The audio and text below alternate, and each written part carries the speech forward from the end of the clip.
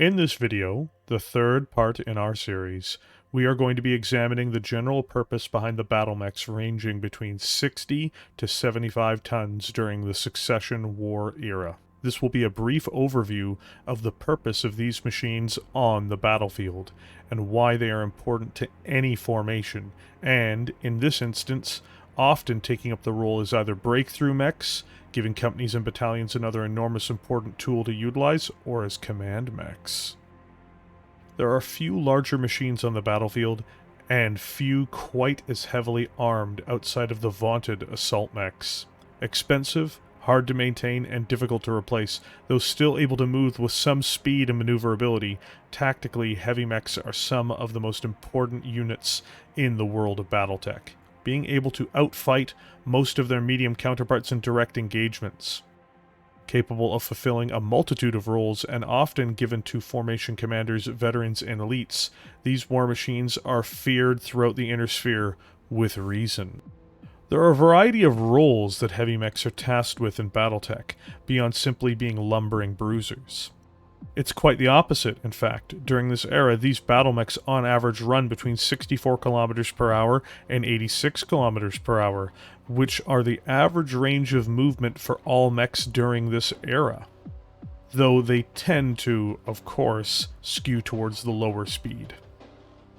They are heavily armed and heavily armored comparatively as well, offering extremely good protection under most circumstances, barring a few standouts.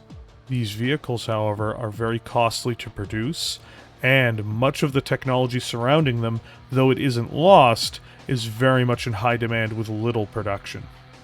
Much like their counterparts, Heavy Mechs tend to be pushed into a series of roles based on their weight range. In this case, these Battlemechs tend to acquire the following purposes. They are mainline Battlemechs, and, in fact, specialize in this role more than any other class.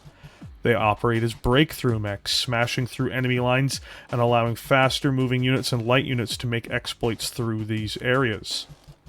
They are known for being heavy brawlers. They operate as long-range direct fire support mechs and long-range indirect fire support mechs. And finally, and most importantly, in many circumstances, they will be the most common mechs to be the go-to command mech for both local and overall commanders and formations. Whereas light mechs may have pure speed as a defense, and medium mechs may strike an excellent balance between speed and capability, the heavy chassis begins the process of moving towards heavier firepower and armor above speed. The engine-to-weight ratio at this point is where high-speed engines would weigh far in excess of what could be supported by the mechs. For instance, a 75-ton Heavy Mech moving 86 km per hour would require a 375 standard engine in the Succession Wars, and it would weigh 38.5 tons. This would cripple the mech's ability to fight. So, the engine is skewed towards lower speeds on most heavies, to gain the advantage that the extra bulk will bring, which is mostly firepower. This weight range of mechs also contains some of the most iconic designs in the whole of the Succession War, and Battletech as well. Looking at several designs will give an idea of the power and prestige of these vehicles. One of the best examples of this, the original poster boy for all of Battletech, is the Marauder. Weighing in at 75 tons, it reaches the top of the mech's weight tree. Its armor and armament is vastly superior to anything a medium mech could hope to field, and it outguns even some designs in the Assault Mech tree, the subject of our next video. With twin PPCs, twin medium lasers, and an autocannon, it can lay down heavy fire and strip armor off of enemy targets. Though its own armor is mid-tier for a Heavy Mech, it possesses more than enough to enter battles with mechs in its own weight range. Operating as both a frontline mech, a direct fire support mech, and as a command mech, this famous mech has many variants and accolades as well, and is one of the most impressive machines of the Succession War era. Another example of a superb machine would be the Archer. Weighing 70 tons and being utilized as a command mech and indirect support mech, This machine carries an immense payload of long-range missiles and can defend itself up close with a battery of medium lasers. It's also very heavily armored. Mechs like this, the Bombard, and the Catapult represent the heaviest dedicated missile boats commonly seen in this era, and each one has the capability of suppressing or destroying almost any position with waves upon waves of unrelenting fire. As a final example, we will look at the dual combo of the Grasshopper and the Guillotine.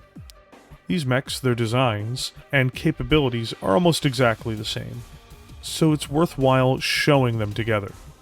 Heavily armored and displaying an array of close-range firepower, the 70-ton monsters get in close range and hammer their opponents with lasers and missiles, while utilizing their mobility, gifted through jump jets, to both bound into trouble and out of trouble. Ideal in dense terrain, they are only outdone in this respect by the heaviest Battlemechs with similar capabilities. There are countless other iconic mechs we've not discussed. The Warhammer is arguably more iconic than the Marauder, and may perform its role better in many respects. The devastating Thunderbolt and Crusader designs, as well as the Rifleman, all have merits of their own, as well as many others such as the Dragon, Orion, or Black Knight, but we only have so much time in these videos. Almost as diverse as medium mechs, and still frequent enough to be a sight on many battlefields, even if they aren't the majority of the participants, heavy mechs are a terrifying sight to behold for any Mechwarrior. Their only shortcoming being their inability to push their speeds to the highest point, and their relative scarcity and expensive operating cost makes these machines incredibly hard targets to approach for any would-be mech aces. They exist in the Succession Wars as chariots of mech commanders, and their elite warriors, riding into war with the greatest armor and weapons. Thank you for joining me here today. If you enjoyed this content, please consider liking the video and subscribing to the channel. With that, I will catch you in the comments section below.